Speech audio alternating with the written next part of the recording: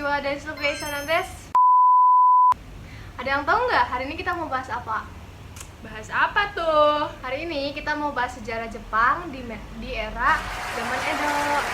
Simak penjelasan kita ya. Edo Jidai wa 1603年から1868年までで約260年ありました。この時代はいろいろな規則がありました。江戸時代の人は外国へ行ってはいけませんでした。外国の船も日本に入ってはいけませんでした。長崎だけ入ってもよかったです。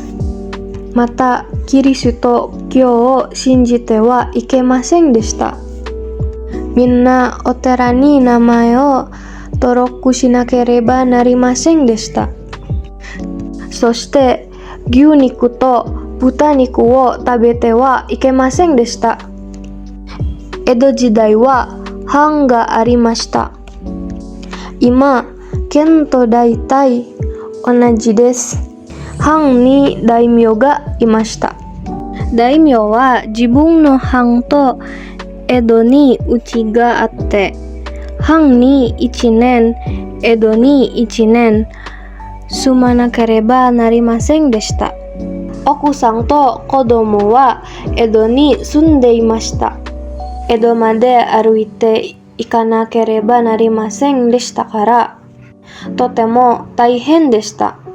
また、江戸時代の長男はお父さんの仕事をしなければなりませんでした。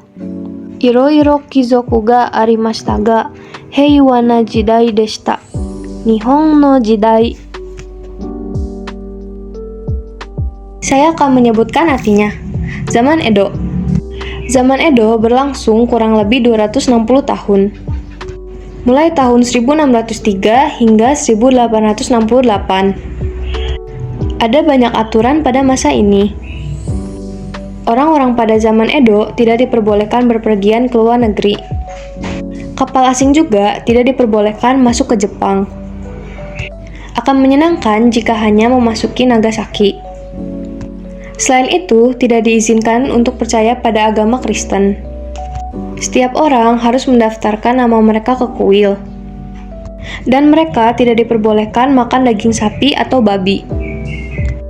Pada zaman Edo, terdapat wilayah feodal. Ini kira-kira sama dengan prefektur masa kini. Ada nama untuk kejahatan. Taiyo pergi ke Edo dengan harta miliknya. Dan dalam mimpi, dia berkata, "Mu, Edo, kami harus berkumpul. Netsu dan anak itu tinggal di Edo. Sangat sulit karena saya harus pergi." Selain itu, putra sulung pada zaman Edo harus melakukan pekerjaan ayahnya. Meskipun ada banyak aturan, ini adalah masa yang damai. Sini saya akan menjelaskan 3 fakta kejatuhan zaman Edo. Mohon disimak baik-baik ya minasang.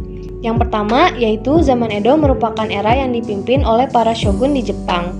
Zaman Edo adalah zaman atau era saat Jepang dipimpin oleh seorang shogun, yakni seorang pimpinan tertinggi dalam militer dan samurai Jepang. Kepala pemerintahan sebetulnya tetap berada di tangan kaisar Jepang. Namun, seringkali kekuasaannya tidak lebih kuat dibanding dengan kekuasaan shogun. Shogun Jepang pertama yang naik tahta adalah Tokugawa Ieyasu, seorang pemimpin perang yang sangat disegani pada zamannya. Yang kedua, yaitu zaman Edo merupakan zaman saat militer memimpin secara diktator selama 264 tahun. Para shogun menjabat sebagai pemangku kekuasaan militer Jepang. Selama itu pula mereka menerapkan kepemimpinan yang diktator. Namun, bukan berarti mereka dibenci oleh rakyatnya. Justru, banyak dari shogun Jepang yang dicintai juga oleh rakyat dan pasukannya. Semakin kuat posisi dan karisma seorang shogun, maka akan semakin disegani, bahkan melebihi kaisar Jepang. Pasalnya, memang seorang shogun biasanya terlatih secara militer yang minimal menguasai teknik berpedang yang kemampuannya bisa disamakan dengan para samurai. Dan yang terakhir yaitu kejatuhan zaman Edo sudah dimulai sejak awal 1868. Kejatuhan zaman Edo yaitu pada saat pasukan dan rakyat Jepang menginginkan kembalinya kekuasaan di tangan Kaisar Jepang. Shogun yang menolak kedatangan bangsa barat dan teknologinya membuat posisinya di mata Kaisar menjadi lemah dan dianggap sebagai kudeta. Posisi Kaisar yang memang lebih tinggi tentu dapat cepat menghancurkan keshogunan yang kala itu dipimpin oleh Shogun Tokugawa ke-15, yaitu Tokugawa Yoshinobu. Perang dalam kejatuhan Edo tersebut terkenal dengan nama Perang Boshin, yakni perang besar antara Bakufu, militer shogun, dengan pro Meiji.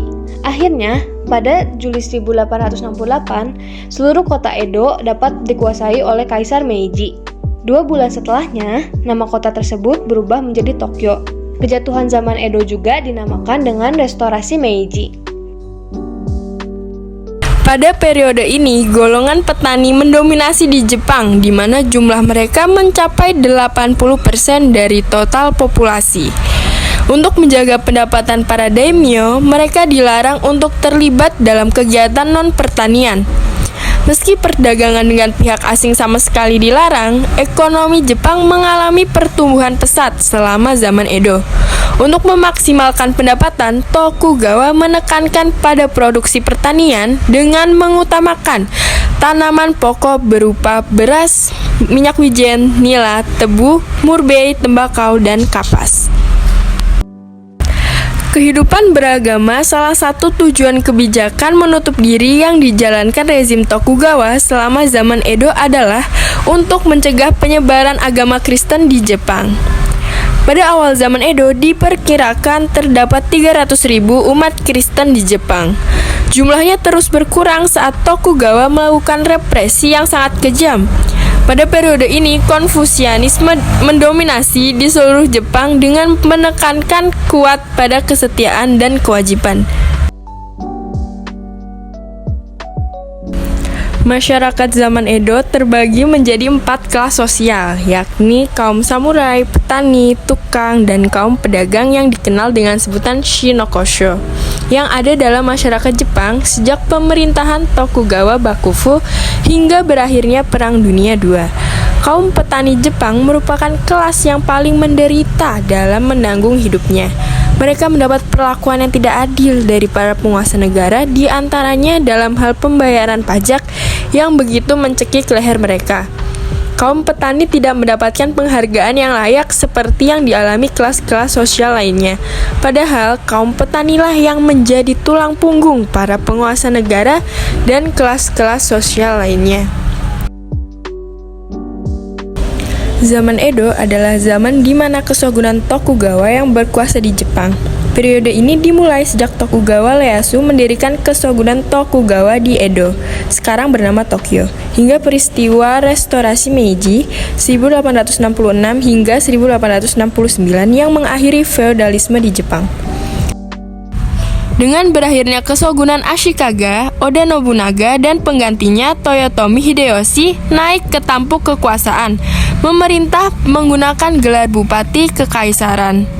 Hideyoshi dianggap oleh banyak sejarawan sebagai salah satu penguasa terbesar di Jepang yang sempat mencoba menguasai Cina dengan melakukan 2 kali serangan ke Korea, tetapi gagal dan meninggal.